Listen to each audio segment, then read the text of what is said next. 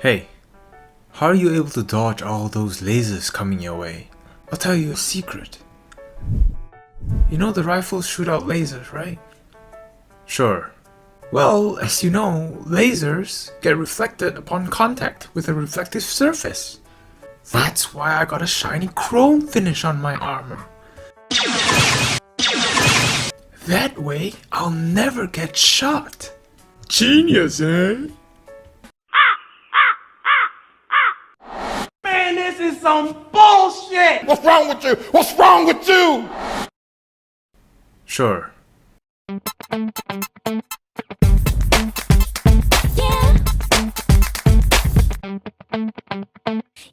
Hello and welcome back to another episode on the KenOhwee channel. As you all know, today we'll be reviewing the Egg Attack Captain Phasma figure from The Last Jedi, EAA-058 by Beast Kingdom.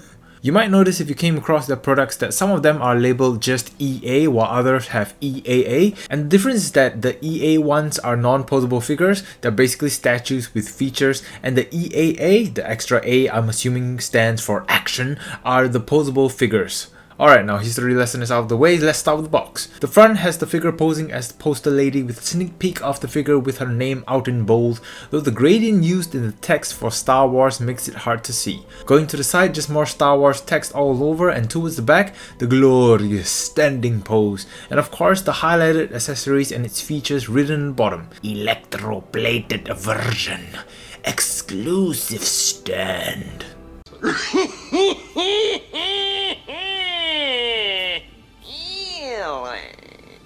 Let's find out if the electroplating did this figure any good.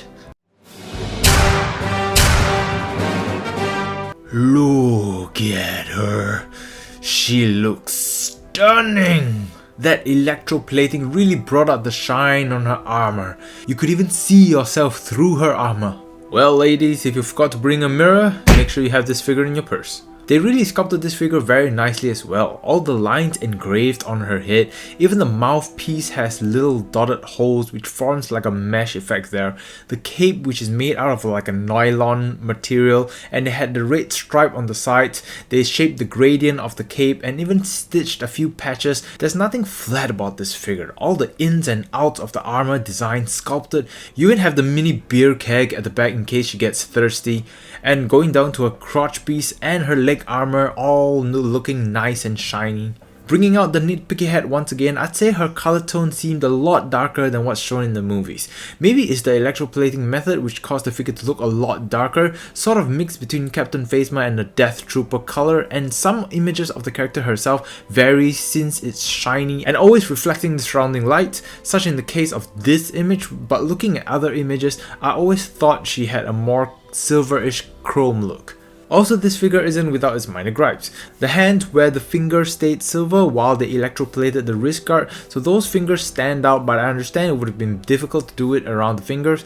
Also, particularly for my figure, this piece on her belt came off fairly easy, which I'll have to super glue at the end of the review. And also this armor is attracted to fingerprints. All that protection against sharp weapons, but not against fingers, huh? However, those were all minor gripes that can be easily fixed or overlooked, as it doesn't affect the overall look of the figure, and I didn't mind the dark tone because she just looks so badass. That shine. Moving on to her articulation. Can this big head move?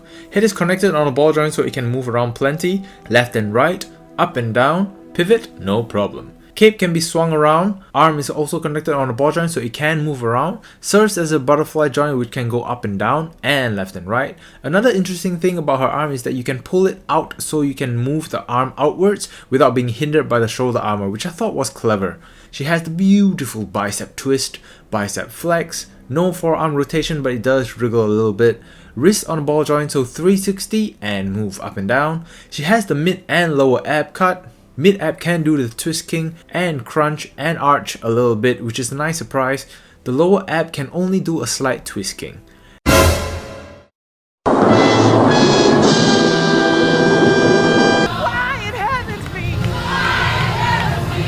Legs can be pushed down and she can split that far, which is awesome. Kick up and kick back pretty far. Thigh swivel, knee flex, feet on the ball joint so move up and down, pivot and slight twinkle toes. So not just a chunk of metal. Despite being in an armor, she can actually move pretty well, so that's awesome. Next up, her armory. And the captain of the First Order has only 2 interchangeable hands? Let's start with the weapons first. Her lance, which is pretty much like a thin metallic silver pencil with black squares and is relatively light. And next up, her F11D blaster, which is another nicely sculpted and painted blaster. You have all the blacks highlighting the little details on the scope, and turning to the other side, the cartridges is painted as well, which is a nice contrast to the metallic silver, and all the grooves and the bumps on the weapon is sculpted. And moving on to her hands, she comes with the reach out hands, which kinda looks like Dragon Zord fingers a little bit.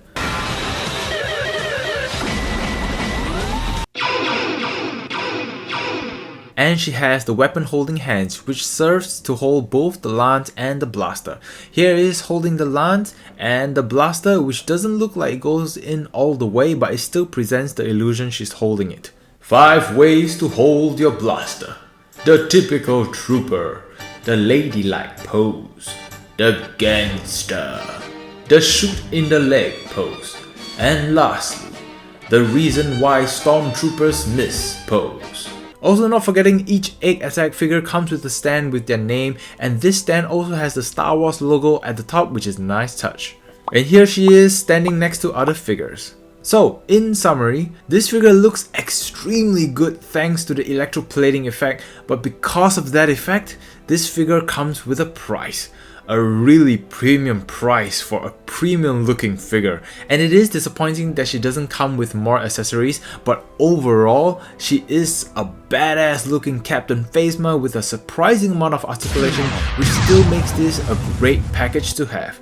If you're a big hardcore fan of Captain Phasma, or even if you're a toy photographer who loves taking comedic photographs, then this figure would be a nice addition to your collection. That concludes today's episode, and I'd like to thank Beast Kingdom once again for sending this amazing figure for me to review. In appreciation for this awesome gesture, I also bought 2 more Egg Attack action figures to go with this figure, which I'll review as well, and I'll be doing a special project with this and the other figures once my schedule is all clear, so I hope you guys will stay tuned for that. I'll leave some links in the description down below if you'd like to check out Beast Kingdom or their awesome figures. I still hope you guys enjoyed this video. If you did, don't forget to leave a like, which will help me a lot and I truly appreciate it. If you're new, don't forget to hit that subscribe button for more content in the future, and let me know your thoughts in the comment section down below. Thank you guys very much for watching, I really appreciate it, and I hope you guys are embracing your inner Phasma and blasting away all the negativity in your life. Stay awesome, stay geeky, and I'll see you guys at the next video.